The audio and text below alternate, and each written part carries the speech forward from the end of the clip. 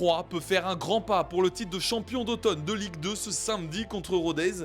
En cas de victoire et de contre-performance de Saint-Etienne qui joue ce samedi à Dunkerque, les Stacks se rapprocheraient de ce titre honorifique. Est-ce que ce serait juste symbolique ou ça marquerait la réussite troyenne lors de cette première partie de saison? On a posé la question à Merwan Ifnaoui et à Stéphane Dumont.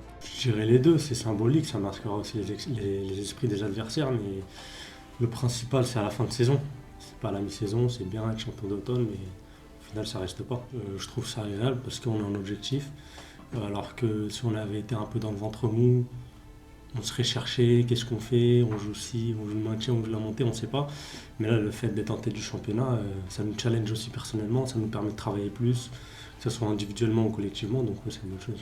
Oui, c'est sûr qu'à mi-saison, quand vous avez un statut particulier, un classement figé pendant une période, pendant la trêve, pendant Noël, forcément, c'est un repère pour la saison et c'est un repère pour la seconde partie de saison. Mais avant ça, il y a 2 matchs, notamment ce dernier match à domicile de l'année civile. Et nous, ce qui nous intéresse, c'est d'être performant demain, de gagner le match face à un adversaire de grande qualité.